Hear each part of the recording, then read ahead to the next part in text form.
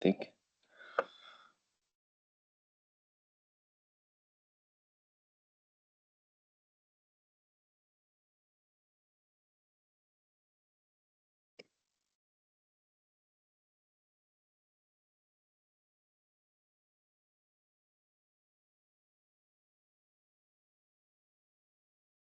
Is it the same meeting as in morning? No, wait. Aeronautic. Yes, you were here this morning, right? Yes, it's the same one. Yes, it will be the same one, yes. Okay. Have a nice meeting. So if happy that you Bye. joined, but please feel Yeah. free if you Yeah. or if you just Okay. want to join for the discussion part. Thank you. Nice to meet you again, but no. Yes. Yeah, bye.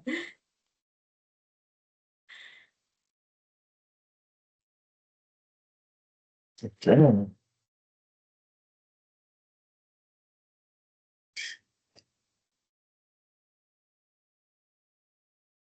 Yeah, so good morning, everyone.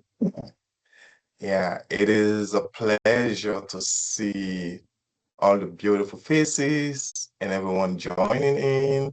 And please, as you are joining in, we would definitely love for you to introduce yourself in the chat. Um, where are you calling from? Yeah, so please, we will be start shortly. Don't hesitate to utilize the chat function to introduce yourself.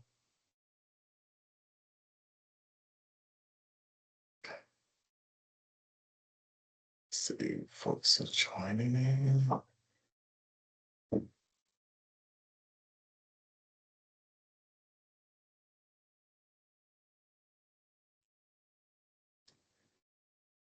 Yeah.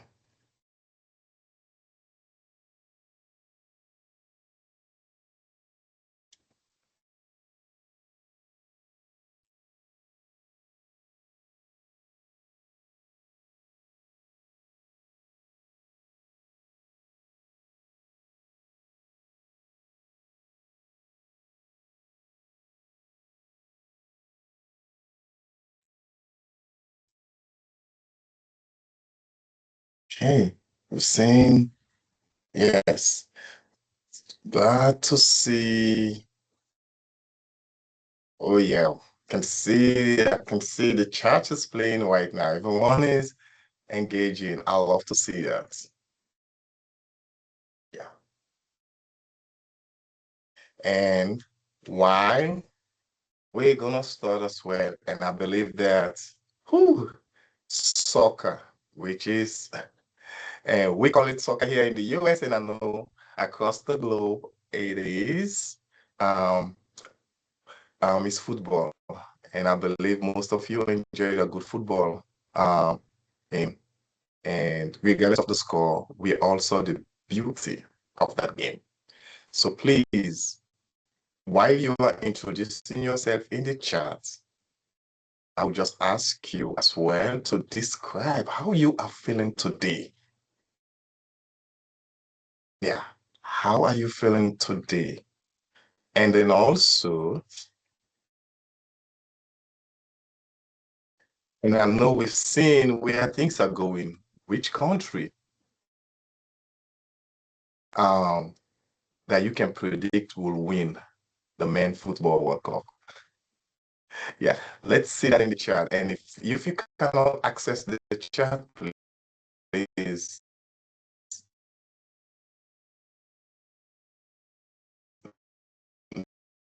let us know why you're here.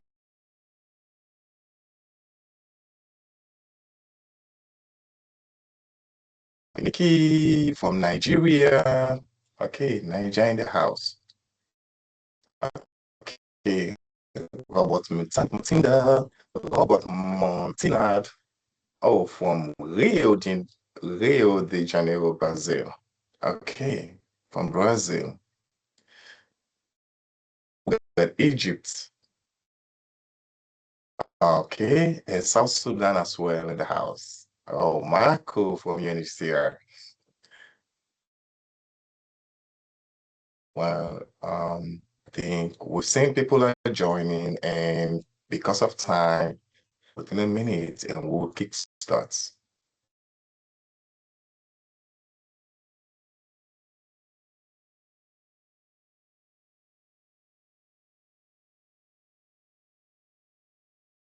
Yeah.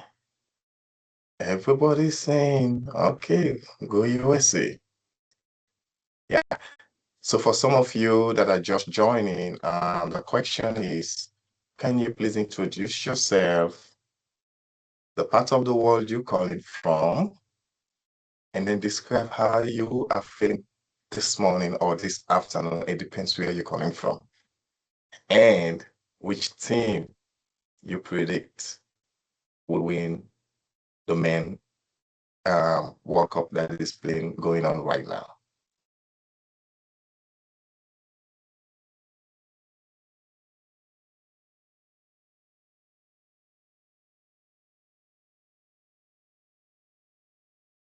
Yeah.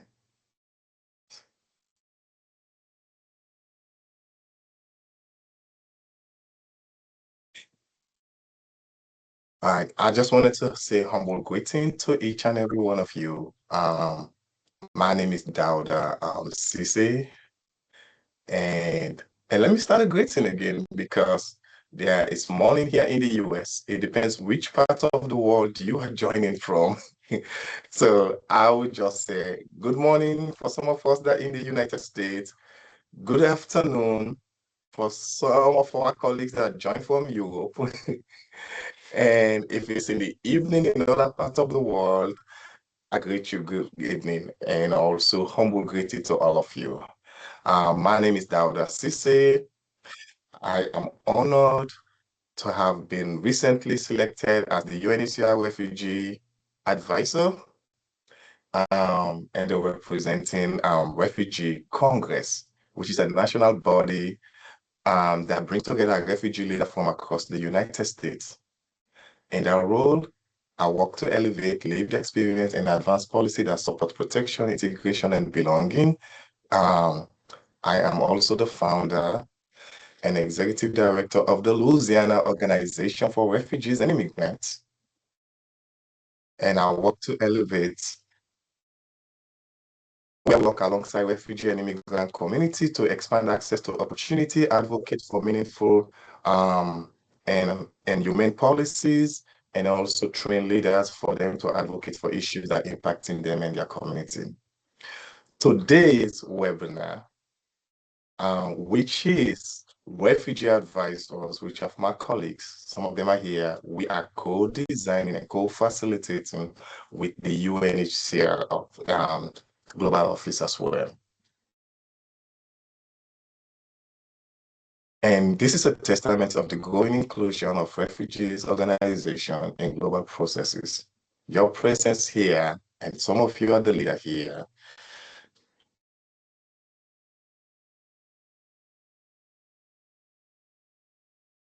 your presence here shows that participation is not just a concept, it is a practice we are building together. Thank you for making time for joining us. We are delighted that you are here. Like I mentioned earlier as we start, please let's utilize the chat functions to introduce yourself for some that join and then answer the breakout question, which is how you are feeling this morning, and then also which team you predict will win the men's FIFA World Cups. Now, before we move forward, I just want to do some housekeeping. And yes, for those that are speaking French, Spanish, or Arabic, please, I want to encourage you to enable the caption. And as you can see in the screen, as you can see on the screen, the direction is there how you can do it.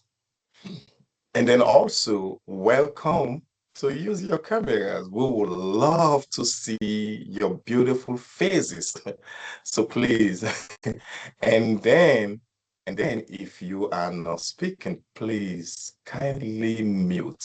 There is the mic, just mute it. and then unmute when it's time for you to speak or ask questions. And then also, I mentioned that earlier, feel free to use the chat functions so that you will be able to, we got our team here that will be monitoring the chat, and then also, yes, answer or respond to some of the comments you put there. To thank you, on the next slide, please. Yes. Over the next 90 minutes, we will introduce the 75th anniversary dialogue process and explain how you can engage throughout the coming month. And that's why. And then we will start a brief overview why the 75th anniversary is an important opportunity for all of us, what this global process aims to achieve.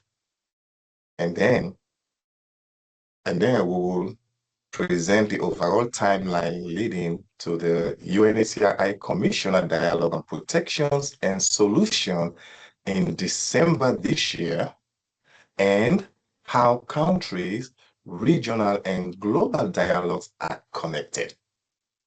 We are all fighting for one solution. So which means everything, whether it's a country, regional, our dialogues will be connected. After that, we will focus on the most important part of today's session. How can you participate? We will introduce, which is our colleagues from the unit, will introduce the different opportunity for engagement, share practical tools that can help you organize and contribute to the dialogues, and explain how the process recommendation will feed into the processes.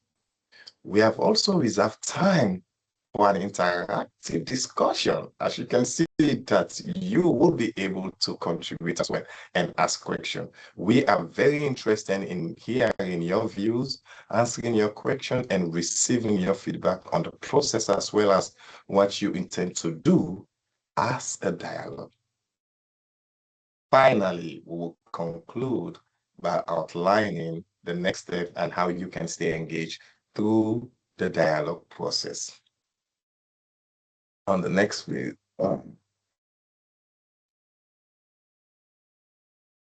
Okay, today briefing, we have three main objectives. Trying to review. First, we want to ensure that forcibly displaced and stateless persons together with the organization they lead have a clear understanding of the 75th anniversary dialogue process, what it is, why it is taking place, and how it connects to the High Commissioner dialogue in December 2026 and the Global Refugee Forum, which is the GRF, that will happen in 2027. Second, we want to connect you with opportunities to engage throughout the process. Like I mentioned earlier, the dialogue will take place at the country, regional, and global levels. And we hope this session today will help you identify where and how you can contribute. We encourage refugee-led and stateless-led organizations to convene their own dialogues. We are feasible so that the widest possible range of perspective can inform this process. And the third is we wanted to making sure that we present the dialogue process, the different participation modalities, and the practical tools that have been developed to support your engagement. We also want to engage ideas with you, how we can strengthen meaningful participation throughout the process to make it an inclusive, accessible, and impactful as possible as we can. So with that being said, I would love and take this opportunity to introduce you to our next person that will provide the welcoming remarks, and to no other person, our colleague at UNHCR, Martina. Great. Thank you so much, Dauda, for this excellent kickoff to the briefing. I hope everyone can hear me. Great. All right. Well, good morning, good afternoon, and good evening to some of you, I guess, joining us from around the world. It's really a pleasure to welcome you to this briefing on the global dialogue process that will take place this year, following the session that we had this morning for some of the other colleagues in the other time zones. I'm also here with my UNHCR colleagues who will speak later in the briefing. But let me just briefly introduce myself. So my name is Martina Pomeroy, and I'm a Senior Policy Officer in UNHCR's Global Compact on Refugees section. I'm speaking on behalf of the head of our section, Mr. Nicolas Brass, who is unavailable because he's on leave. He's actually attending the World Cup, but hopefully I can do him justice. But really, we're so pleased to have your participation today. Your presence is really demonstrating your commitment to contributing to this dialogue process this year, which really aims to strengthen international protection in a challenging context, ensure that the principles of the convention are upheld. And it's also really a manifestation of the GCR in action. As you know, the GCR aims to ensure that refugee responses are developed with the whole of society, including with the refugee community. So really thank you for being with us. And we're speaking about this year because it marks an important milestone, as I'm sure you all know, for all of us. For 75 years, this year, the 1951 Refugee Convention has provided the international legal framework that has protected millions of refugees around the world. It has helped to ensure that lives have been saved, that rights have been safeguarded. It's helped people to rebuild their lives and their futures. But I don't need to tell you that this system is facing significant challenges in the current context. We all know from the global trends reports that are issued every year that displacement is actually a growing trend. There are increasing restrictions on access to asylum, misperceptions about refugees that are also influencing the global narratives, and also conflation of refugees and migrants that are putting pressure on protection. Many refugees continue to access safety, but without full rights, without inclusion, without genuine opportunities for self-reliance. And of course, there's insufficient international solidarity today, exacerbated by the current financial crisis. So the anniversary of the convention this year is, it's not simply a moment to look back on what it has achieved, but it's also an opportunity for us to see together to look ahead at how we can strengthen protection, ensure that the protection regime remains strong and relevant, including in the years to come. So it's about ensuring the safety of refugees, but also respect for rights. And so we thought it would be good to speak about this year of dialogues for three important reasons. One is to recall the continuing relevance of the convention as a life-saving mechanism. It's also an important moment to mobilize political commitment and public support. And of course, we leverage the GCR process in that regard. And it's also a moment to reorient the world's attention on the need for international cooperation that is really at the heart of the adoption of the GCR in 2018. The GCR was adopted to complement the Refugee Convention to ensure that refugees who are in countries of asylum are receiving the support that they need, but also that the countries are receiving the support they need to have more inclusive policies where refugees can be more self-reliant. It was also designed to help open more pathways for resettlement, for complementary pathways, labor mobility, etc., and also to call for peace so that refugees can return in safety and dignity when they decide to into their countries of origin. So that's why, as UNHCR, we oriented the vision for this 75th anniversary around 10 key actions. And we're calling for renewed dialogue between governments, international organizations, civil society, and yourselves as representatives of the forcibly displaced and stateless community and the organizations you lead as well, to reflect on what it is that we need to do as an international community, from local action to global level advocacy, to preserve international protection going forward. So a central principle in this process is really that people with lived experience help shape these conversations and help shape the outcomes. So your experiences and your perspectives today and throughout the course of this year are really essential to informing the policies and decisions that will emerge from this process. That's also why we're really committed to ensuring that we promote meaningful and sustained participation throughout the 75th anniversary dialogue process, in line with the GCR's promise and building on important progress that we've already made thus far together. So over the coming months, and as my colleagues will also explain in more detail, dialogues will be taking place at the country level, at the regional level, at the thematic level as well, in order to bring together multi-stakeholders, and this is complemented by targeted global dialogues that will really create opportunities for cross-regional exchange, to validate the recommendations that we see emerging from the country level and regional level, and also ensure that we have perspectives from all different groups who might not necessarily be taking part in other dialogues. So today's briefing is marking the beginning of this journey together, and our objective today, as was already said by Dauda, is really to introduce this overall dialogue process and explain how you can engage. And there are some practical tools that will really support the participation of refugees in this process. So we would like to hear from you as well about the issues and themes that you think deserve more attention as we go forward. And I'll just quickly wrap up by mentioning, as Dauda already said, we have the High Commissioner's Dialogue at the end of this year. And the dialogue was really created as a way of having a more free and open exchange to complement some of the more formal discussions that take place on refugee issues. So that will happen in December. And the idea for this year's High Commissioner's Dialogue is really to consolidate all of the findings from the dialogues that are being held around the 75th anniversary, and then to lead into the development of a new agenda for protection and solutions. And this is also going to be in parallel informing the way that pledges will be mobilized leading to the next GRF.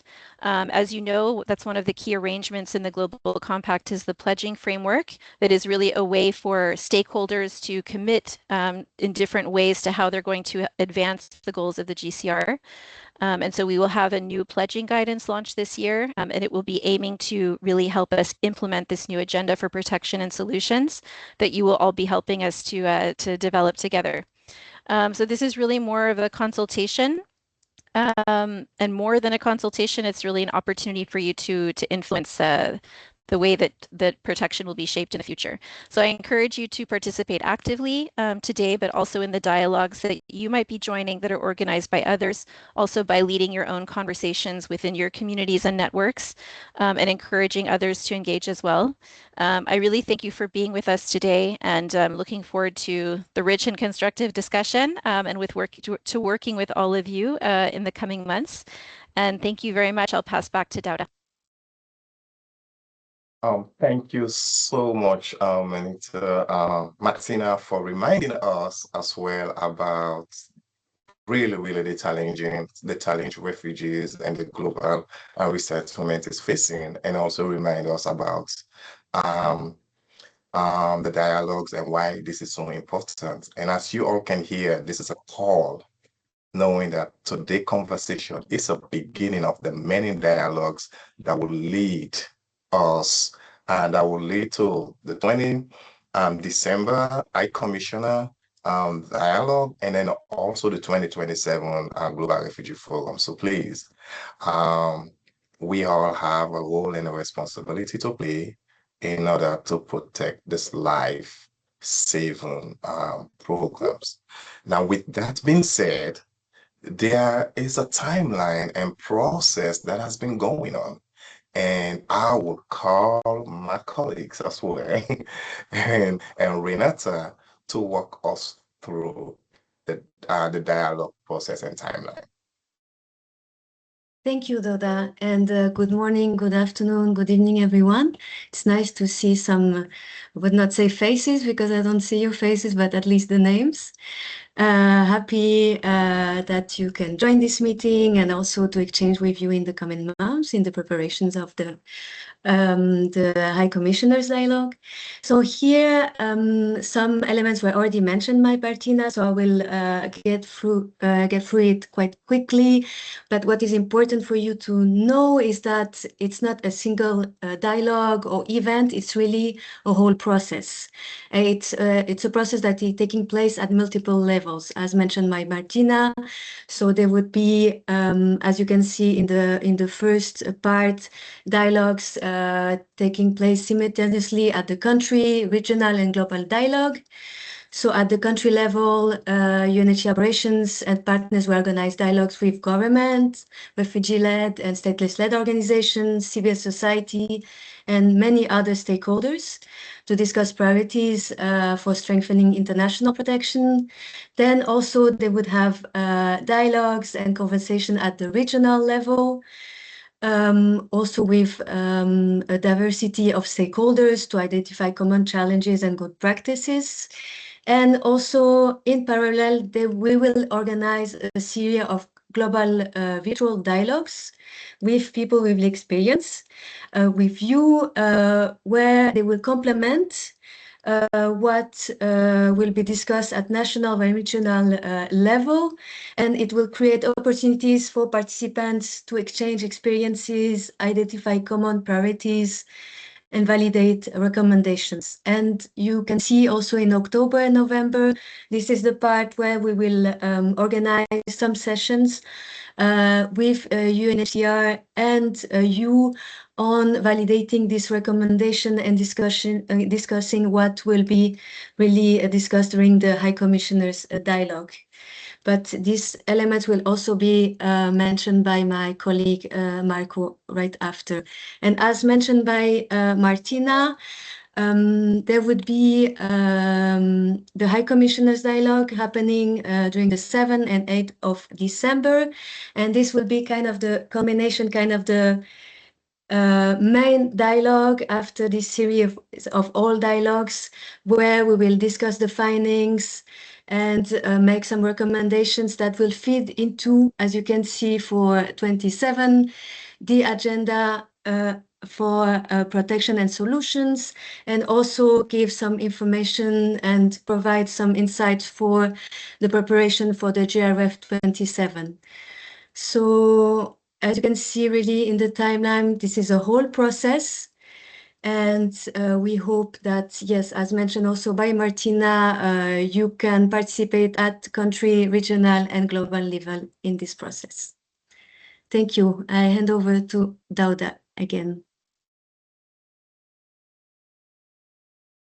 Thank you so much.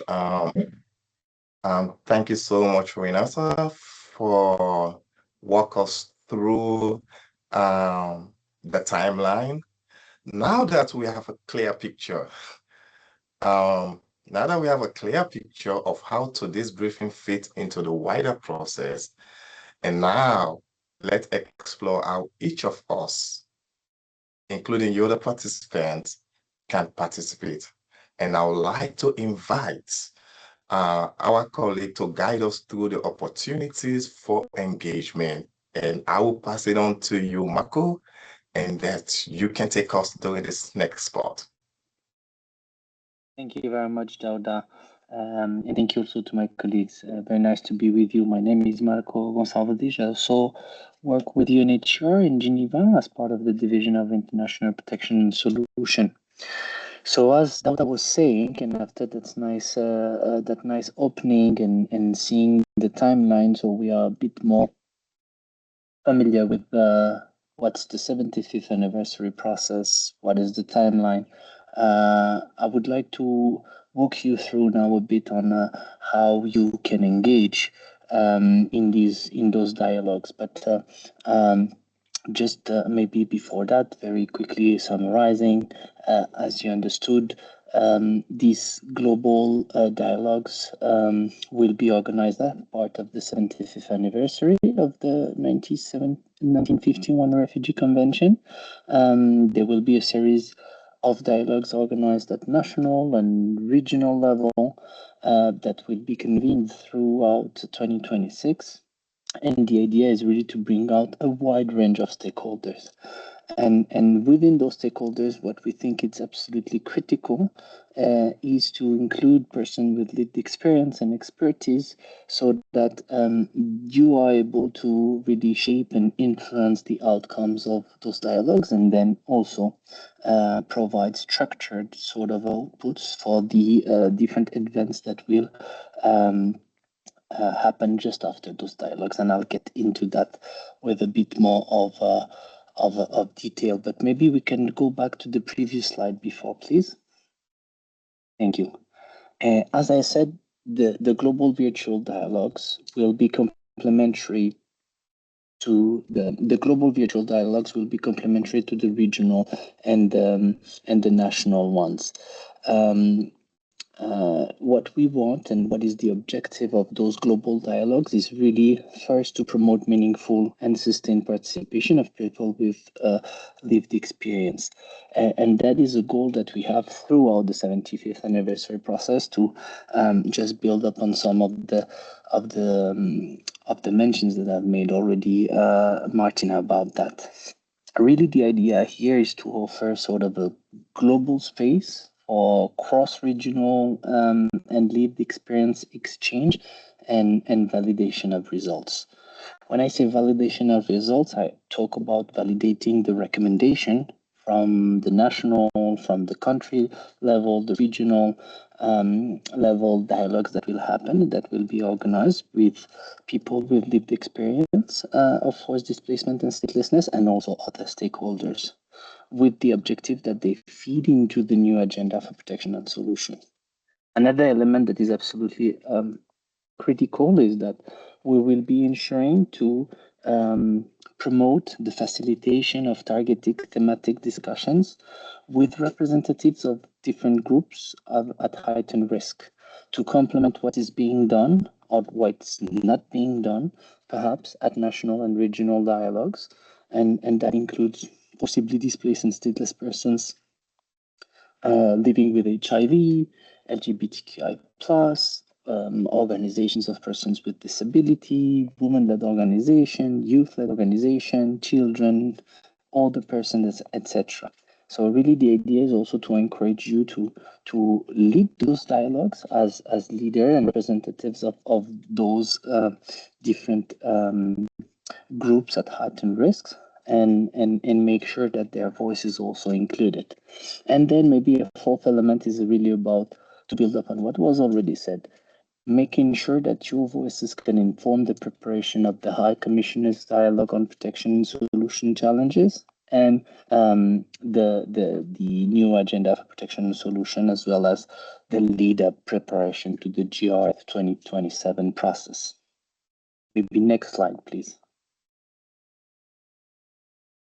Now we'll probably ask, how do we proceed? And really the idea of this global virtual dialogue is to move on in a phased and sort of participatory engagement way. It's sequenced in 3 phases. As you can see, the first one is enabling the dialogues that is about to finish now in June, July.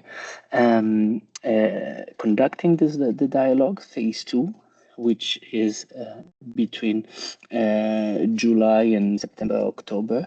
And the third phase that will be validating the dialogues at the end of the process between September and October. Why those phases? We are a bit not so flexible in terms of time frame, because as I've mentioned, we are all gearing up to events that are happening in December and early next year. So I'll just go over the 3 phases. The phase 1 is really about how we can establish the foundation for organizing accessible, inclusive, and complementary engagement across regions. So we've been disseminating, and you will be receiving as part of the materials that will be shared after the session, all the engagement tools, all the different briefings, and access to the materials that are available at the moment. We have been really encouraging outreach to the networks we work with, and we do also encourage you to really amplify, this information and all the materials that you will be receiving today, to encourage people to join and to organize as well their own dialogues. This enabling session that has been, based on dissemination, outreach, and mapping of what's being done at the moment, is finalizing with this session, with the global online briefing that is meant to really inform you about what's happening, connecting, making sure that you can connect with what's being already organized, and also making sure to encourage you to organize your own dialogues, so that you can make sure that you don't have to wait for anyone to organize anything, that you are more than equipped for you to do that yourselves and with the people you represent and work with. The second phase is the conducting dialogue, and obviously it's a bit self-explaining. It's really the core of the engagement process, and it really encourages you to whether join existing dialogues that have been mapped or to self-organize your own dialogues in a very complementary way. So we are here to encourage you and support the organization of these refugee-led dialogues, but also to support, as I was mentioning just before, the targeted thematic sort of AGD sensitive discussions to make sure that the voices of all the people we work with and for are actually contributing to those outputs, and also ensuring the submission of your inputs, of the findings of your dialogues through a standardized tool to submit those input that my colleague Tomoko will briefly touch upon just after that. So based on the ongoing collection and consolidation and analysis of your inputs that will be driven by an AI solution, we will be able in the phase 3, which is about validating dialogue, to present sort of a consolidated output of what was done. This phase 3 will be focusing really on, as you can imagine, on sort of closing the feedback loop, and making sure that you have the opportunity to validate, confirm whatever output and findings that are being put forward as part of our analysis. To do that, we will first be presenting, and we'll get back to you as the timeline and we organize those elements, and as things develop, we will be presenting that analysis with consolidated outputs and main finding at some point. We will also be organizing a couple of validation sessions with the participation of UNHCR SEP members, with the idea really to provide sort of a platform for you, or representatives of selected persons with lived experience and expertise, to give them the opportunity to really first validate findings, recommendation, but also to share themselves directly with UNHCR leadership those impressions. The expected output of the whole process is really about the development of a participant validated sort of set of recommendation in the form of a report, and also to get to have more structured contributions that will fed into the new agenda for protection solutions early 2027. Thank you very much, and now I hand back to Dauda. Thank you.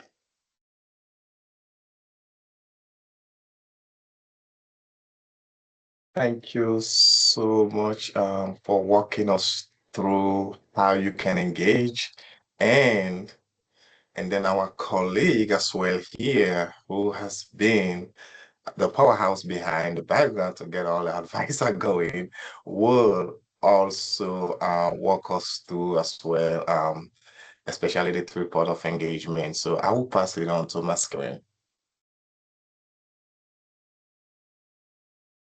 In action. Thank you so much, Dauda, for that introduction. Good morning, good afternoon, good evening to everyone joining in. So building up on what Marco has mentioned, I'll just go quickly through the current slide on 10 actions for guiding your dialogues. So for these 10 actions, we firstly have the foundation of it all: strengthening commitment to refugee law, advocacy for accession, removal of reservations, and normative guidance and evidence-based action. On the second one, we have improving asylum systems. This ensures fairness, efficiency, adaptability, and integrity, to ensure access and public confidence. On the third one, we'd recommend also addressing mixed and onward movements, route-based and right-based policy responses, also addressing security challenges in compliance with international security standards, and also partnering for protection and solutions, strengthening inclusive partnership and mitigating protection risks and advancing solutions. On the sixth one, I think as we all have encountered, we all know that resettlement quotas have been dwindling in the past years. So also on expanding access to complementary pathways.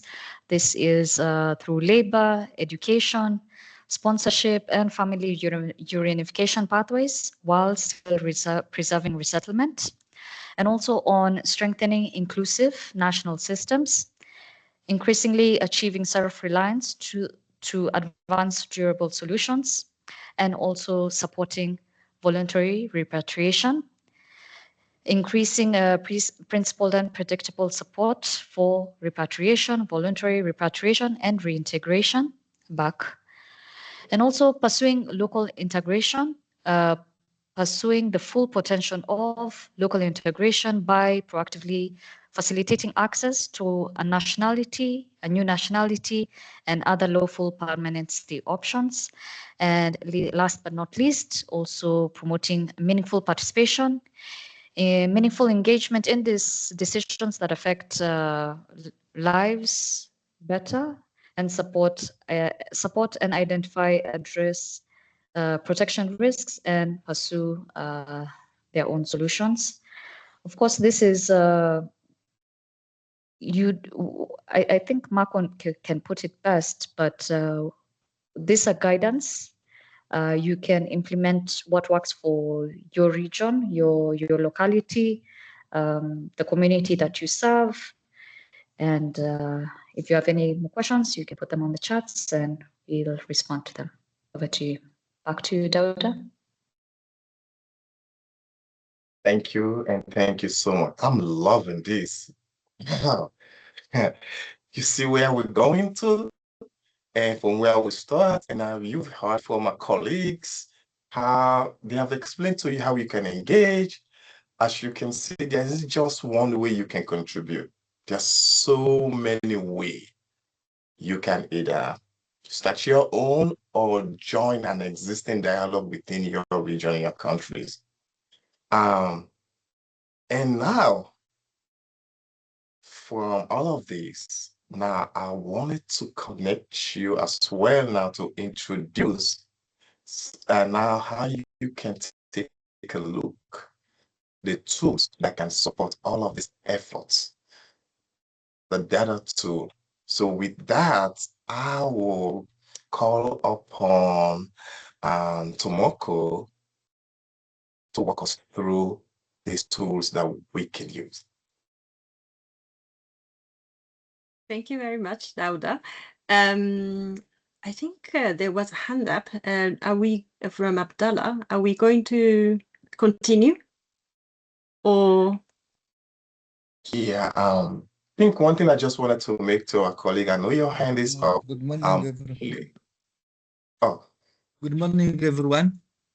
I speak not English, mais je vais parler français.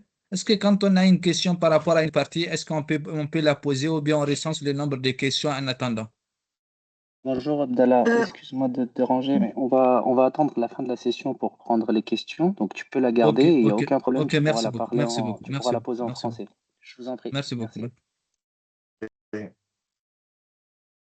Yeah, and before Tomoko starts, please, there is enough time where you can provide contributions, provide your feedback. But in the meantime, if you have questions, comments, please let's utilize the chat functions.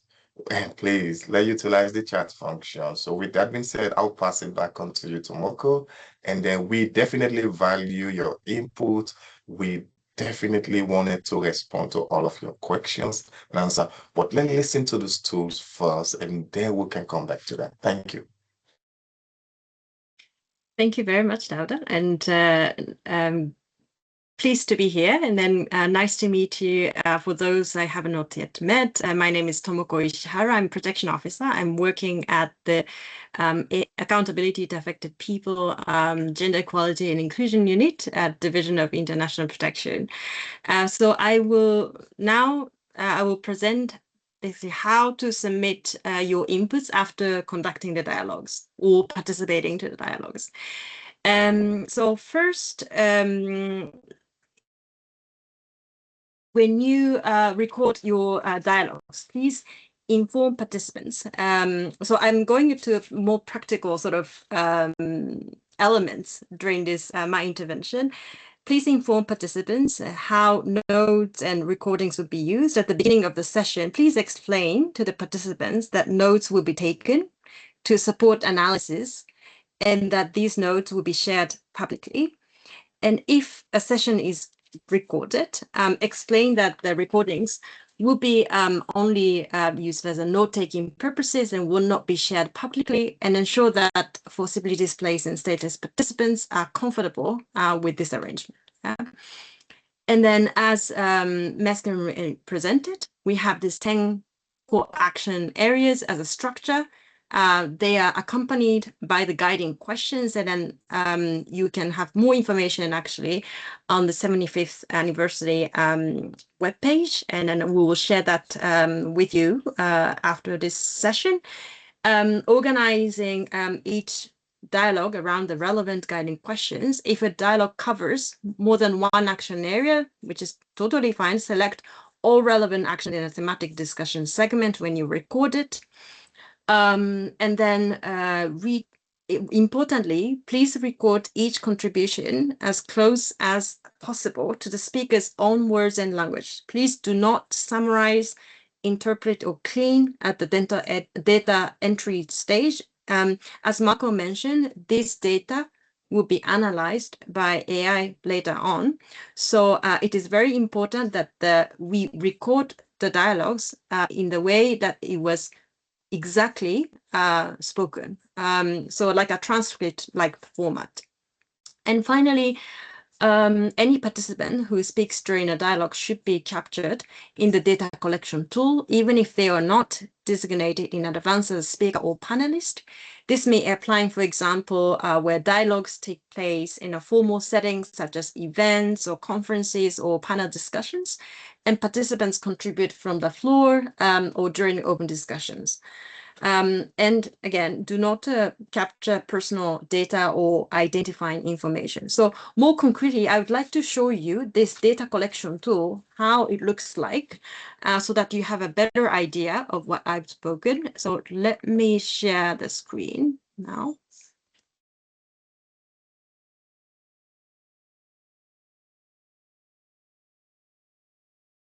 Do you see my screen?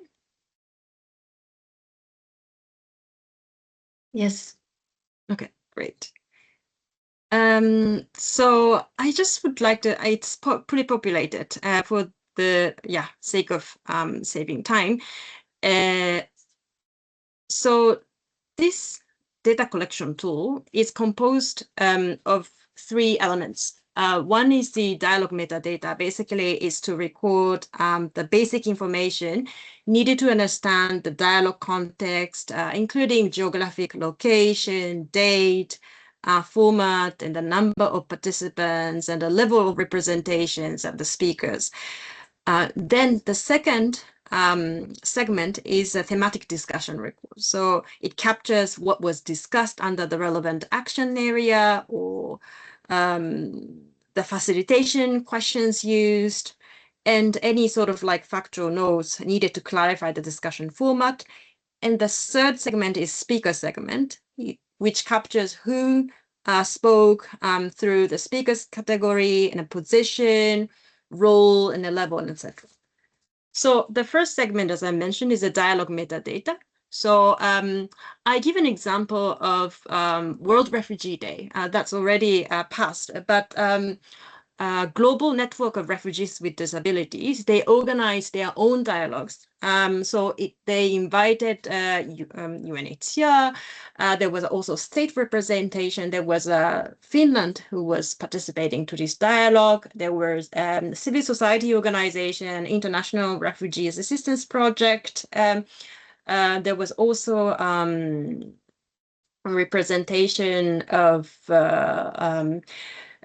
Disability Reference Group, which is an interagency group. So it was a global dialogue, right? But the dialogue itself took place in Switzerland, but it took place virtually.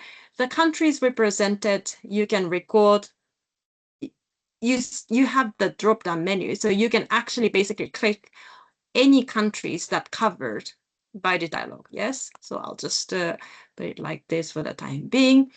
The dialogue, which took place actually was in June. The World Refugee Day was 20th June, but the actual dialogue took place on 22nd June. Yeah, and then as I mentioned, the dialogue format was hybrid. Approximate participant in total, there were like 50 participants.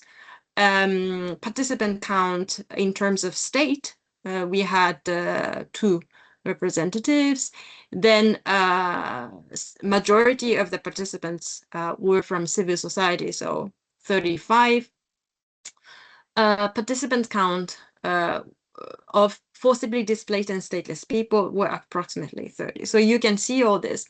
So when it comes to forcibly displaced and stateless people, once you select this, then you will have additional sort of data recording that whether these population groups were refugees, asylum seekers, returnees, IDPs, and you can also see the AGD sort of presence among those forcibly displaced and stateless people, and then you can click those that were sort of covered.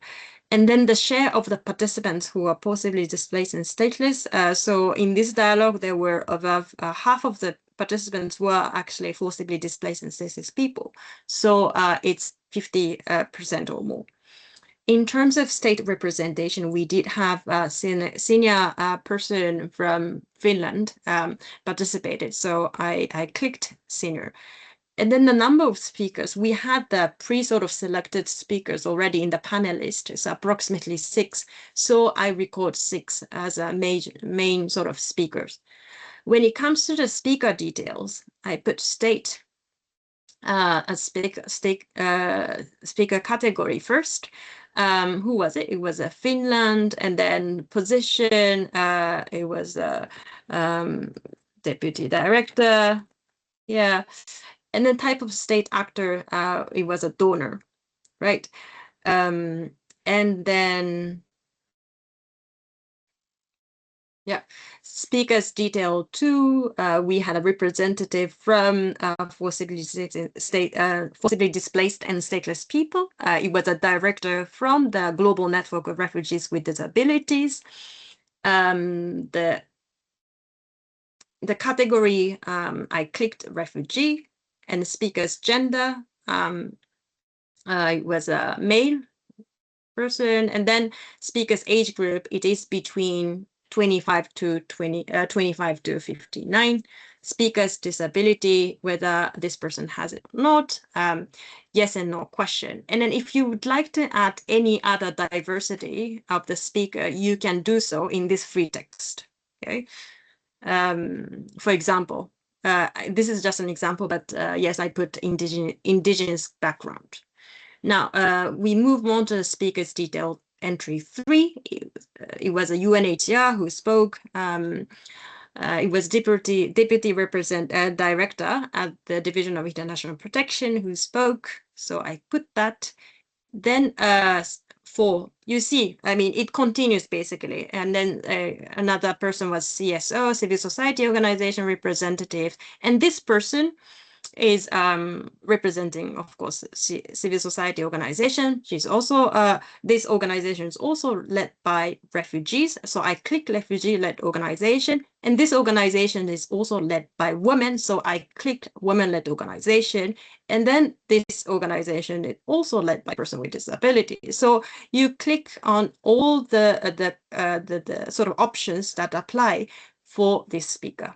I will not go everything, but I just would like to mention lastly the thematic discussion. So what? So this segment. This is the last segment you have in this data collection tool. So you apply which action that was relevant in this. Okay, sorry. Let's look at the first question that was asked to the participants. It was, what does the theme "Until Everybody's Safe"? This was the theme of this year's theme for World Refugee Day.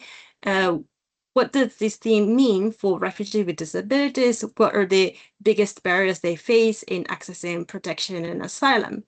So this question initially was actually to address more meaningful participation, but then obviously in terms of the substance, it does touch upon strengthen adherence and commitment to refugee law instruments. So I clicked both action 1 and action 10. And then just as a note, this question was only raised by the facilitator at the UNHCR during this meeting and not the other speaker. So that was the clarification I also put in this note. Then and then you have who spoke, basically. It was a UNHCR deputy director at the DIPS who spoke. So I clicked UNHCR. And then, as I mentioned at the beginning, what was, so we need to basically record the interventions as a transcript format. So I recorded what she said exactly, exactly what she said, and not summarized her interventions. So this is important, as I mentioned, at the recording. So in the nutshell, this is how it is. And once you finish, you click submit. You can also add other speakers. If other speakers also addressed the same question, you can also do so, record that intervention here as well. Yeah, I guess so as not to take too much time, I will stop here. But in case you have any questions, please let me know. Over to Dauda. Thank you so much for walking us through the dialogue. And this is a testament that we're not just engaging with you, and UNHCR is actually providing the tools to make your engagement and your dialogue to simplify it for you to engage. And you can see, as when we are preparing this, the UNHCR and the refugee advisor, my colleagues here, I just wanted to shout out to you all for helping this. That really shows that they are including ILOs and not just to come and do it, but to co-design sessions.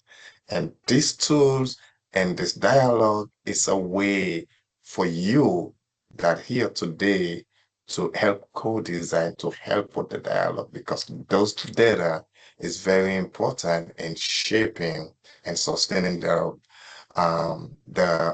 protection programs that we all, some of us have benefited from. My with that, apologies. Sorry, Dauda. I'm so sorry. I just would like to add one comment, sorry, in relation to this data collection tool, because I saw this slide. So a quick guide actually is available on information on what I explained now to you on how the data will be analyzed and how to record dialogue. It's available in different languages, English, French, Spanish, Russian, and Arabic. And then you can also access data collection tool through this QR code that you can see, please first register to access data collection to get approval, and then access data collection tool. So there are 2 steps basically for you for providing inputs. And then please share your inputs by 31st October. This is the cutoff date for you to submit the data. Thank you, and apologies. No problem. Thank you so much. That's a very valuable information, knowing that right now where you're here, you can use your phone and just scan the QR code while the slide is still up. And that's where you can register.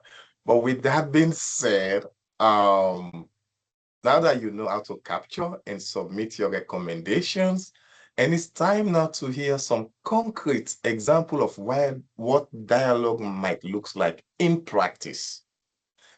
We got some of our colleagues that have done it, and I will ask one of our refugee advisor as well, Afiniki, to share an example. Thank you very much, Dauda.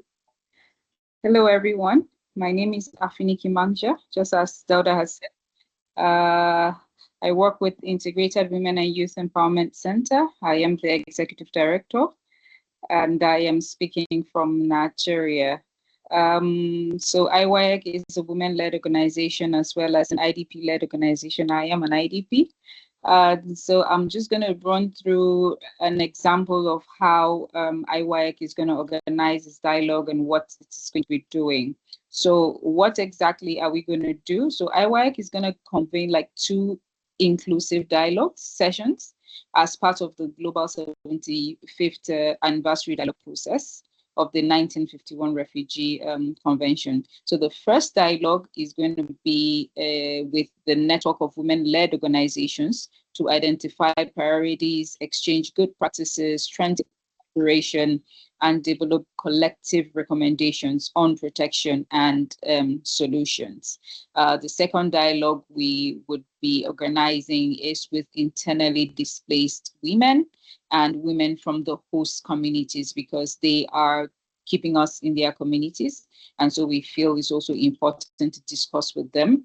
We're going to be discussing their protection concerns, access to rights and services, security challenges, inclusion in decision-making, and priorities for durable solutions. So both recommendations are going to be consolidated and submitted through the tool that Tomoku just told us about. So who will be our audience? So for the first dialogue, which is the network of women-led organizations, we're going to be having representatives from women-led organizations, refugees, IDPs, and stateless-led organizations. We're going to be having a representative from women rights organizations, civil societies, relevant government institutions, UN agencies, and development partners. Now, the second dialogue, which is going to be focused on internally displaced women, we're going to be having women leaders from displacement sites and host communities, just as I have said, women with disabilities, youth representative, humanitarian and protection actors, local authorities, traditional and religious leaders, because these people are very, very much important to shaping whatever policies or decisions that are being made in our communities. Community representatives as well, just to also ensure that there is the meaningful participation of people with lived experience of displacement. So which of the 10 actions will we be prioritizing? So for us, the first action is the action 4. Just as I have said, I am from Nigeria, and we know that we are so entangled in security challenges. And so action 4 talks about addressing security challenges. So now this is because we want to create a safe space for women to identify protection and security risks and propose community-driven, gender-responsive solutions that enhance safety and dignity for women and girls. The second priority the second action we're going to prioritizing is the action 5, which has to do with partnering for protection and solutions. Now, this is to strengthen partnerships between women-led organizations, displaced communities, government institutions, UN agencies, and other stakeholders in advancing protection, resilience, localization, and durable solutions. The third priority, third action we're going to be prioritizing is the Action 7, which is strengthening inclusive national systems. Now, this is to ensure that the voices and recommendations of displaced women inform national policies, governance systems, and service delivery. It's also because we want to be promoting inclusion, accountability, and equal access to rights and opportunities. So these priorities actually reflect the core objectives of the 75th anniversary dialogue process, and also has to do with promoting meaningful participation, because everybody is going to be part of the discussions. So when will it happen? For dialogue 1, we are proposing that for the women-led organizations, we would be organizing this this dialogue first week of August 2026. Any day within the first week of August, IWAG will be organizing this this dialogue. And the second, that has to do with the IDP women and the host community women, would take place the second week of September. And findings from both this dialogue will be put together in the tool and submitted with relevant national, global, regional, and global for the 75th anniversary dialogue. And just to say that in all of this we are going to be working together with the country office, the Nigerian country office, to make sure that everyone is included, all the states are included, and everybody participates as well. Thank you very much, and over to you, Dauda. Thank you so much. I'm lost of words, but thank you. This means a whole lot. It's just the African program. It takes a village to raise a child. It takes all of us for durable solutions. And those dialogue are testament to that. So yes, with that being said, because of time, I'm gonna switch over to one of our colleagues as well, part of the UNHCR advisor, and Fareed also will share a concrete example as well. Thank you, Dauda. Hello, good afternoon, colleagues. My name is Fareed Alam. I'm the founder and the Director General of the Student Union for Rohingya Development, and we shortly call it CERT, a refugee-led and youth-led organization based in Rohingya refugee camp in Cox's Bazar, Bangladesh.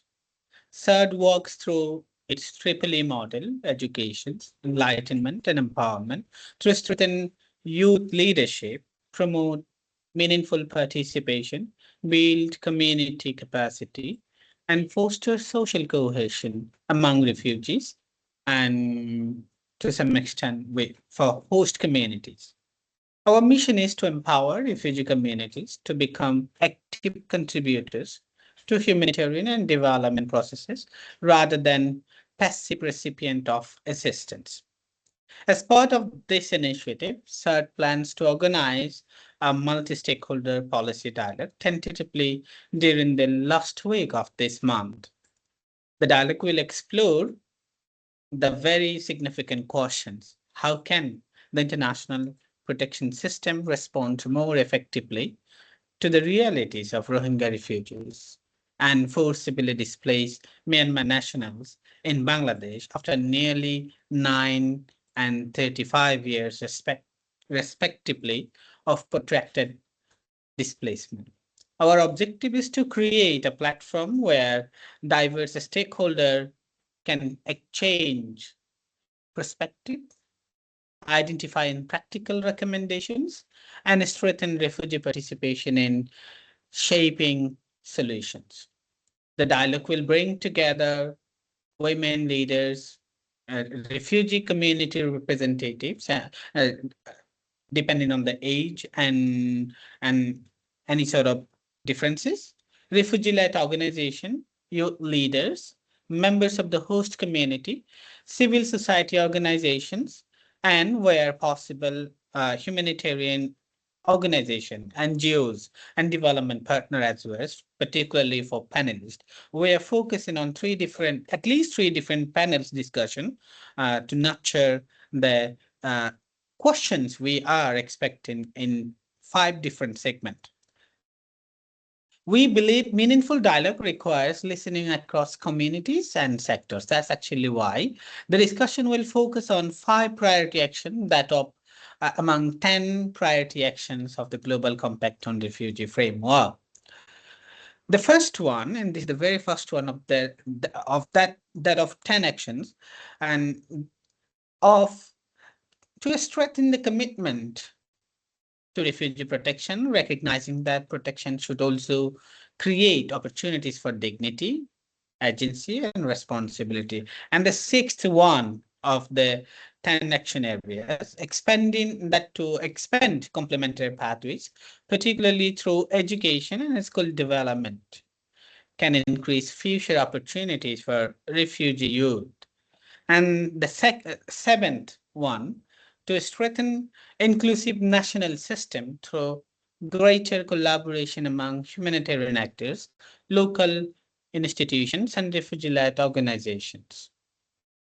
And the 8th one we are focusing on is to support conditions for voluntary, safe, dignified, and sustainable repatriation, which has been the very baseline agenda of the government of Bangladesh and the regional power to let this happen in most adequate way concerning the reparation, restitution, and the non-refoulement as well. While recognizing that in any return must remain voluntary and based on the informed advices and choices. Finally, the 10th, and which is again the 10th of the 10 action areas, and perhaps most importantly, promoting meaningful participation by strengthening the institutional recognition and engagement when they are trusted as partner in planning, implementation, and policy dialogue. Through this dialogue, we hope to produce community-informed recommendation that contribute to future policy discussion, strengthening partnership between refugee-led organization and human-led actors, and amplify grassroots perspective within the Global Refugee Forum processes. We look forward to learning from the advisory board and sharing the contribution of our dialogue with fellow members. Thank you all. Thank you, Dauda. Over to you. Thank you so much. And so my colleagues, for those inspiring examples. And to you all, we've now seen that meaningful dialogue can be simple as bringing people together who are already connected by community. So now let's move to an open discussion. We wanted to hear your questions, your reflections, and ideas. This is where your voice will help shape how we go forward, how we move forward for durable solutions. And as you can see, there are 3 questions that have already been put on the screen and that we definitely want to get into today. Because this is the part I love the most. Because this is the part that we are going to be engaging with the 3 guiding questions. Now, as a participant, you can respond to any of them. You might raise your hand when you wanted to speak and already start seeing hands up, or you can share your thoughts in the chat. But I just want you to know that let's be mindful of time so that many colleagues can contribute. Okay? And please, you have either 30 seconds or minutes if you want to take the floor to speak, or you can put yours.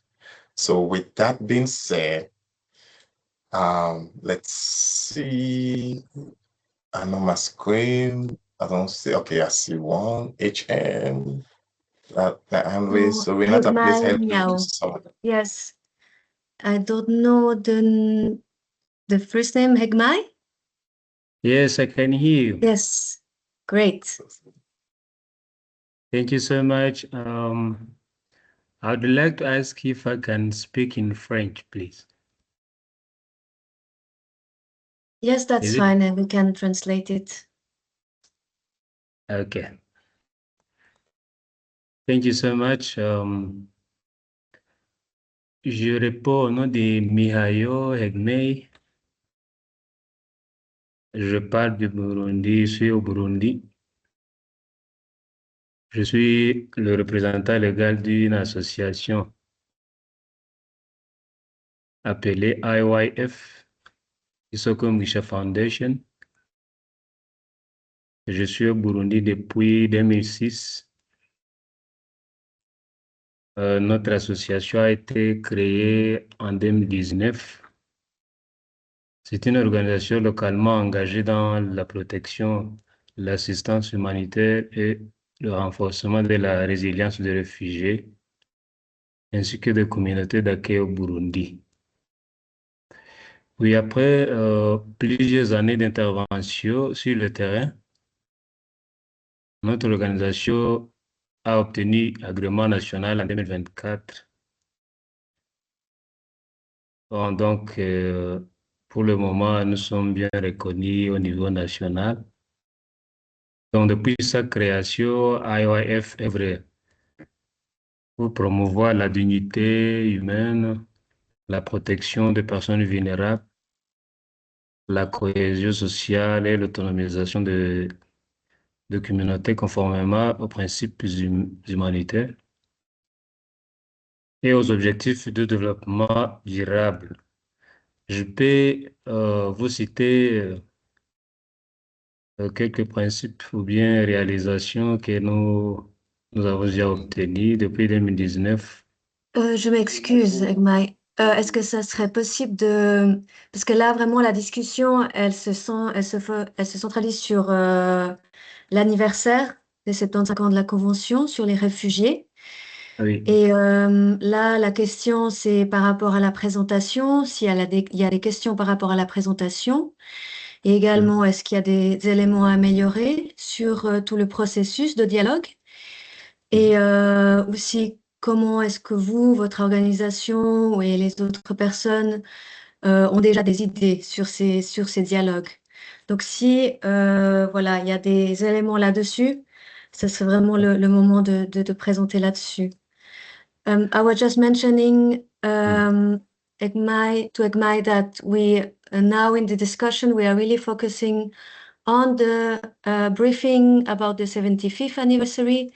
So what we want to know from you during this discussion is really if you have any questions about the process that has been said now, and how also you want to improve it further. If you have any ideas, also you've already thought about any ideas of conducting dialogues or joining any dialogues, that would be very interesting. So it can also inspire others to do their own dialogues or join their own dialogues. So we really want to focus on this right now. Ok. Donc, pardon, Egmai, si vous avez une question plutôt liée aux préparatifs. Oui, je peux. Bon, merci beaucoup pour l'éclaircissement. Oui, j'ai été invité par le partenaire du HCR dans ce dialogue. Oui, raison pour laquelle je voulais un peu vous présenter les activités dans notre organisation. Sinon, ma question, je voulais savoir comment est-ce que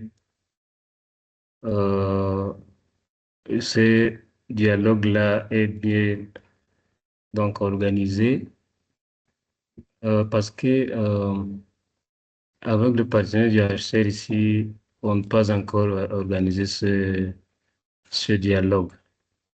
Donc, c'était toute ma première fois d'entendre comment est-ce que peut organiser le dialogue, disons, entre la communauté et le réfugié aussi. Donc, je voulais savoir comment est-ce que l'OHCR peut nous donner des éclaircissements ou bien des mots-clés pour bien organiser ce dialogue-là. Merci beaucoup. Merci, Egmai. Non, c'est une question très importante et on va revenir dessus. So just to mention to the colleagues, so Egmai was asking how we can start these dialogues and what would be the support from UNHCR, from the part of UNHCR on supporting this dialogue. So I don't know if, Marco, you want to answer that? I see your hand raised, so if it's for something else. Sure. No, that was on that. Thank you very much, and thank you for giving me the. I'll start in French and then I'll translate back into the plenary. Merci encore, Egmai, pour votre intervention. Pour être tout à fait clair avec vous, l'objectif de cette session, c'est vraiment de pouvoir vous connecter. En premier lieu avec ce qui est en train d'être fait. Au niveau local, national et régional. Donc, l'une des directives, ce serait vraiment pour vous de pouvoir vous connecter avec, tel que vous l'aviez évoqué, avec le partenaire du HCR ou directement l'opération, le bureau du HCR qui est le plus près de votre lieu d'opération ou de résidence. Et en tant que membre de GCR Cohort, nous savons que vous avez une relation qui est établie évidemment avec le HCR. Donc, c'est vraiment prendre le pouls de ce qui est en train de se réaliser avec le HCR et ses partenaires au Burundi en l'occurrence. Le deuxième élément que je voulais peut-être avant ça, vraiment la nature de l'appui qui va être disponible dépendra des capacités du HCR au niveau local. Nous, au niveau global, notre objectif, c'est vraiment de pouvoir disséminer l'information, qu'elle soit disponible et favoriser le contact. Il n'y a pas de soutien direct qui va être pourvu à travers nous. Donc, je vous invite à vous mettre en contact avec le HCR dans votre lieu d'opération et de résidence pour pouvoir avoir une meilleure idée de ce qui est en train d'être organisé, comment vous pouvez vous insérer dans les dialogues si est-ce qu'ils sont organisés.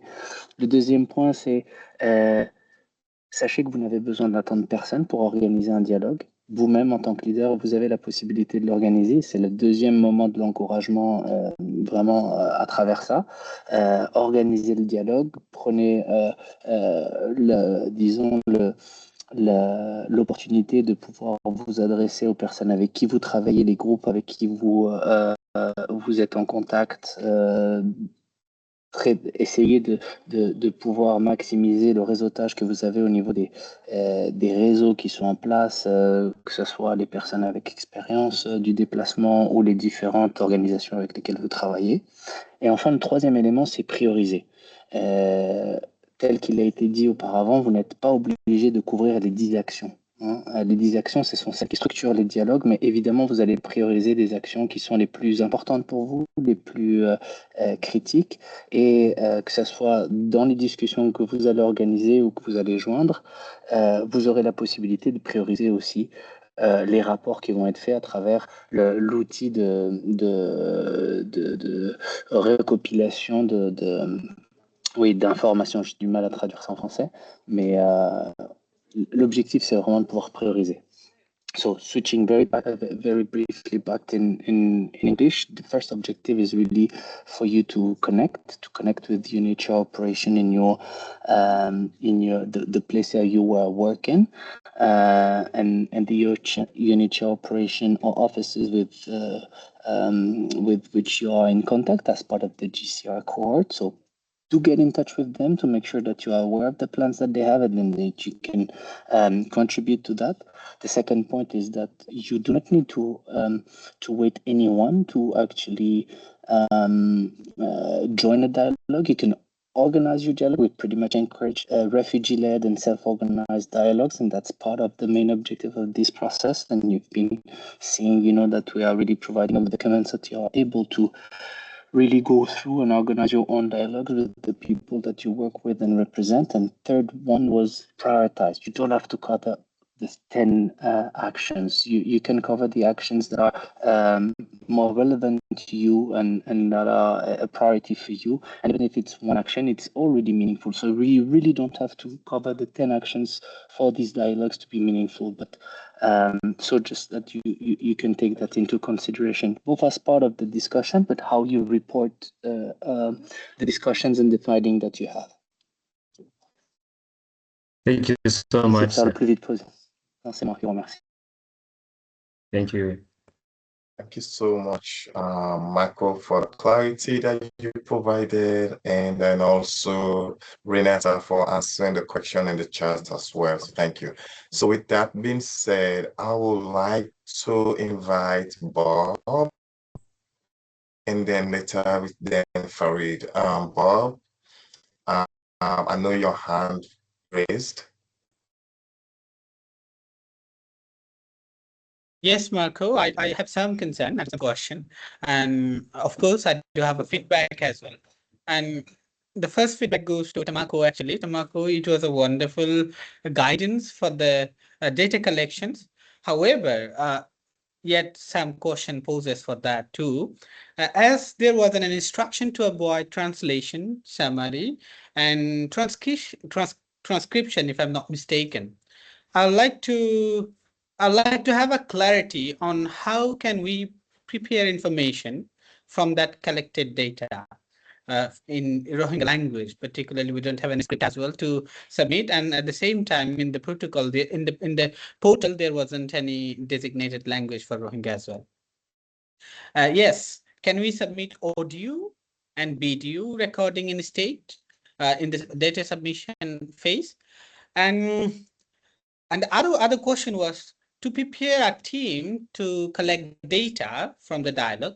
I'd like to have a detailed guideline for this part from Tamako's presentation and the Tamako's part of the discussion.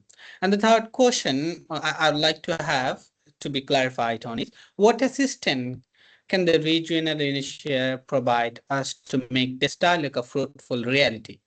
That is actually a huge concern and a discussion and the central authority of each organization might have been concerned about. Thank you so much.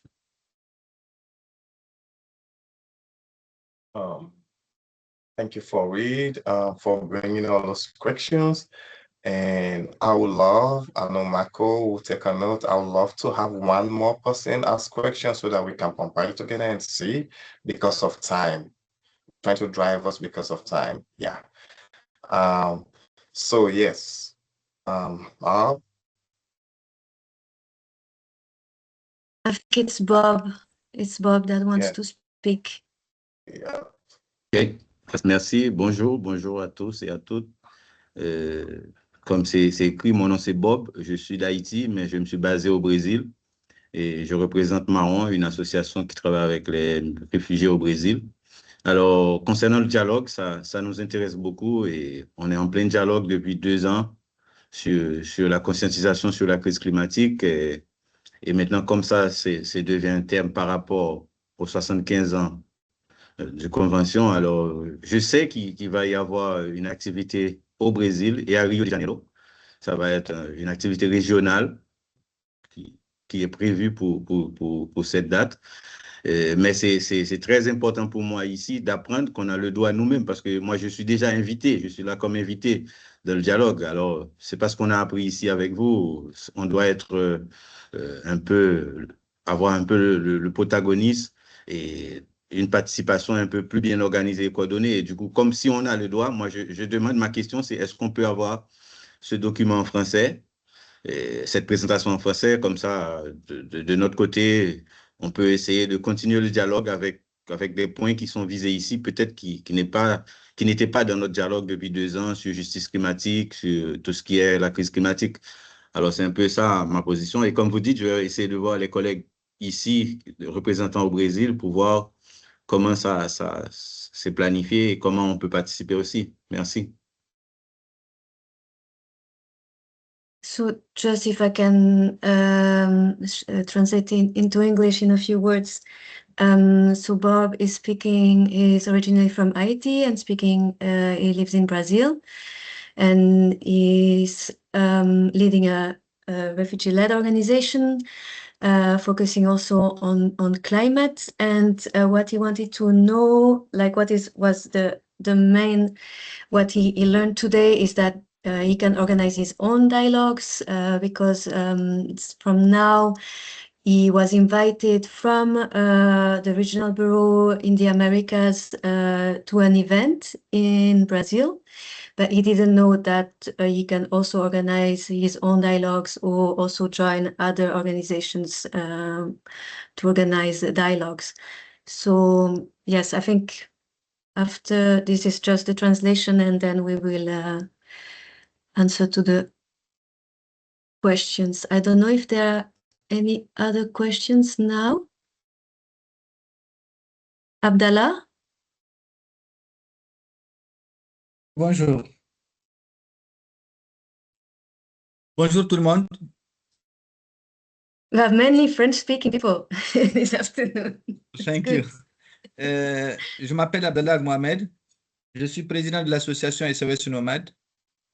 C'est une association qui œuvre dans le milieu nomade pour faire la promotion de l'éducation et la protection des enfants dans le milieu nomade. Je salue l'initiative qui n'est pas la première initiative de l'UNHCR et ses partenaires pour faciliter la participation des réfugiés dans ce qui les concerne. Je suis vraiment très heureux de faire partie des invités qui vont contribuer à la tenue de ce dialogue. Cependant, j'ai recensé quelques questions qui m'ont un peu traversé l'esprit. La première question, déjà, je partage mon prédécesseur, le monsieur qui vient de parler, le frère qui vient de parler. Comme vous le savez, nous sommes des francophones, on ne parle que le français. Mais malheureusement, je sais que la séance est traduite en anglais, mais malheureusement, sur mon ordinateur, je n'ai pas pu avoir la traduction. Si je pourrais avoir les documents au complet, traduits en français, ou bien si nous pouvons avoir, par exemple, une petite séance de briefing en français avec les collègues qui ne parlent que le français, pour mieux cerner le contenu du document, afin de l'exploiter pour le bien-être, pour la bonne amélioration du forum. Cependant, ça c'est par rapport au premier point. Le deuxième point, par rapport au deuxième point qui consiste à l'amélioration de la tenue du dialogue. Et par rapport au premier point qui consiste à savoir si j'ai des questions concernant la tenue du dialogue. Actuellement, nous sommes à la phase de connexion, comme monsieur vient de le dire. Est-ce qu'il y a un travail que nous devons faire, nous les participants, en collaboration avec les opérations de l'UNHCR sur place? Est-ce que c'est à nous d'aller vers eux ou bien d'attendre en attendant qu'ils nous fassent un retour, qu'ils viennent vers nous dans ce sens-là? Ça, c'est ma première question. Ma deuxième question, quand on parle du dialogue social, il y a beaucoup d'actions. Malheureusement, nous avons cité des actions. Est-ce que si, par exemple, nous avons d'autres actions qui ne sont pas énumérées parmi les 10 actions, est-ce que on peut le prendre en compte ou bien on doit d'abord vous faire part de l'idée avant de le prendre en compte? Parce que les réalités du terrain diffèrent aussi. Je peux avoir une action qui n'est pas citée dans les 10 actions, mais qui ne répond pas aussi aux besoins des réfugiés dans un autre contexte. Comme vous le savez, je vis dans un contexte un peu différent, le contexte de nomadisme, le contexte des populations qui n'ont pas le même mode de vie, le contexte des populations qui se sont retrouvées sur un territoire ou bien sur un espace, malgré qu'ils ne sont pas venus des mêmes horizons, ils n'ont pas les mêmes cultures, ils n'ont pas le même mode de vie. Donc, est-ce que je peux m'adapter? Si, par exemple, je recense une autre action qui n'est pas parmi les 10 actions, est-ce que je dois la prendre en compte, me focaliser sur ça et travailler sur ça et revenir avec ça dans les prochaines séances? Je vous remercie beaucoup. Okay, Mercy, thank you so much. Thank you. Marco, I know your hand is up. Before we respond, let's just give Martha, and I just want to ask the participants, can you please, for some of you, I know we are at time, give us 10 minutes so that we should be able to wrap up if you have additional 10 minutes. But let's get Martha to give a comment, ask a question, be brief. If you pass the minute mark, I will step in, and then we're gonna have Marco and the team to wrap us up. So thank you. So sorry, just in a few words to translate what Abdallah just said. So he asked for the documents to be in French. Then also, if for facilitating the dialogues, should he contact himself the country operations, the UNHCR country operation, or should he wait or be proactive? And yeah, I think that were the two questions. Yeah, about the 10 actions, if there is another actions that he wants to conduct a dialogue around, is it possible or not? So I think they were the three main questions, just to summarize. Thank you. So beautiful, thank you. Okay, Martha? Can you hear me? You are muted if you're speaking. Can you hear me? Yes. Oh, okay, great. Maybe I should speak in Spanish to provide some diversity of language beyond French. But no, I wanted to appreciate the space and this presentation and the possibility of UNHCR to provide RLOs and refugees and people with forced displacement experience to give inputs in this process. One of the I kept thinking about the solutions, the table of solutions or areas of interest that you displayed, where you discuss integration, other pathways. There were like six or seven that I kind of forgot. So I was wondering if beyond the country-based type of dialogues, if there's any interest for thematic-based dialogues based on this kind of like one of the ideas that I was thinking is something I've been leading for the past years is RLO engagement with the World Bank and to try to think how we can use development financing towards broader solutions towards integration for refugees around the world, especially for IDA or low-income countries. So I was wondering if we could maybe think of dialogues that are also thematic rather than country-based, and then think of like how we can broaden the discussion in that sense.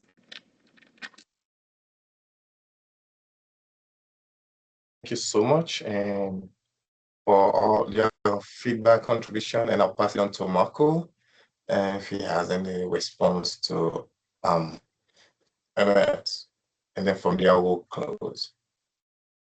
Thank you very much. I think there was a lot of very interesting contributions. Thank you for all the questions. I would like to refer back and probably give a bit of space to Tomoko that was presenting the data collection tool. But maybe just very briefly before that, I think in response to some of the comment, if I can just make it making it very quickly, I think part of the objective of today is really to make sure that you as leaders, as people that are engaged and are leading organizations that are part of that GRF process, that have been accustomed to also implement and organize that type of consultation, you are aware of what's going on. I don't think that as in any type of consultation, there's a one size fits all. And you, as leader of your own different organization, are very aware of the different contexts, way of working, the barriers that the people you work with may face, and you are very aware of that. But you also play a direct role in making these dialogues more inclusive and accessible. And for that, it's really important that perhaps you are not too ambitious, but really try to make, what you can make out of what is already organized by joining those dialogues, and also organizing what's possible. And I think the example of Abdallah, and I'll maybe switch very briefly to French to touch on that, is quite telling. It's a very difficult condition, nomadic people, spread across, you know, vast area of geographic land, etc. So this is very telling. But really the message here is that you play a direct role on ensuring the inclusiveness and accessibility of these dialogues with the people that you work with. And perhaps Tomoko will touch upon the direct element of translation of the tool, etc. So, Abdallah, merci beaucoup pour le message, mais je voulais juste faire un commentaire un peu général parce que le commentaire de Maria aussi revenait un peu là-dessus. L'idée vraiment, c'est d'avoir cet engagement avec vous en tant que leader qui ont participé ou qui ont été exposés au processus du Global Refugee Forum et qui ont disons, une audience assez prononcée, de pouvoir déterminer quels sont les meilleurs moyens et quelles sont vos possibilités pour pouvoir rendre les dialogues les plus inclusifs et les plus accessibles possibles aux communautés avec lesquelles vous travaillez. Donc les exemples que vous avez mentionnés sont bien sûr très concrets et très valides, mais il n'y a personne qui, mieux que vous, peut déterminer comment rendre, disons, l'accès à ces dialogues ou aux populations nomades, pouvoir déterminer comment les populations nomades peuvent contribuer de manière significative à ces dialogues. Donc, c'est pas vous renvoyer la balle, mais c'est un peu vous dire, voilà, l'idée c'est de rendre cette information disponible, de vous sensibiliser à ça, afin que vous puissiez penser comment je peux faire pour que les communautés avec lesquelles je travaille puissent participer à ce processus. Et notre rôle ici, c'est vraiment de mettre en place et de mettre à votre disposition les outils pour pouvoir le faire. En cas de doute ou de questions, on vous invite évidemment à consulter les pages qu'on a mises sur le chat pour que vous puissiez avoir accès aux informations. Les documents principaux sont traduits en français, en espagnol, en arabe et en anglais, évidemment, certains en russe aussi, comme l'outil de compilation des rapports de dialogue. Donc voilà, on vous invite également, évidemment, à, comme je le disais auparavant, à rentrer en contact avec les opérations du HCR dans vos localités, afin que ce soit les bureaux, que ce soit le bureau du pays ou les bureaux qui sont les field offices, j'arrive pas à le traduire, mais vous m'avez compris, les bureaux de terrain, et afin de pouvoir être un peu au courant de ce qui est prévu et de quels éléments vous pourriez bénéficier en termes de soutien ou pas des équipes du HR sur le terrain. Voilà, j'espère que ça répond à votre question. Yeah, I know be mindful of time, and I know you said want to give any feedback, any brief, high level about the data. I think Tomoko? we're missing Tomoko. Yeah, Tomoko, yes. Yes, hi. So quickly to respond because of time constraints to the question on languages and data collection tools. So first, yes, we can confirm that you can make submissions in Rohingya languages. I still have to mention that there are some limitations because we use AI for the analysis of the inputs. There may be some limitations in terms of compatibility with the dialects, but in the case of Rohingya languages, we can it is compatible with the AI tool, so you can submit in that language. And then the second point on the audio submission. So the reason why it's important to have the transcript sort of like format submission is that we would like to know who spoke what. And then when you submit through audio, we cannot know who and from which organization and whether it's refugees or state person. We would not know who said what. So which is the reason why we encourage, actually really request to the extent possible for you to submit a transcript rather than audio submission. And then also sometimes when the submission is done by audio recordings, there may be some concerns related to quality of the audio and etc. So we need to make sure some minimum requirements for audio submission, which is why, again, we encourage you to submit transcript. Yeah, I'll stop here. Over to you. Thanks, Dauda. Thank you so much. Very good, very good conversation and engagement. And I want to thank each and every one of you. Yes, and I know we are on time and time. I'd love for this to go on and go on and go on. So hopefully we'll get another one. So I just wanted to say thank you. We hope that today's conversation gives you the confidence to take this process into your own community and build on the partnership and network you already have, and ensure that the voices of the people with lived experience, as most of you have expressed, help shape the future of international and global protections.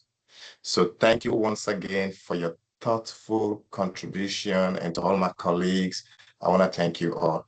It is now my pleasure to hand the floor to Renetta, who will guide us through the closing remarks and next steps.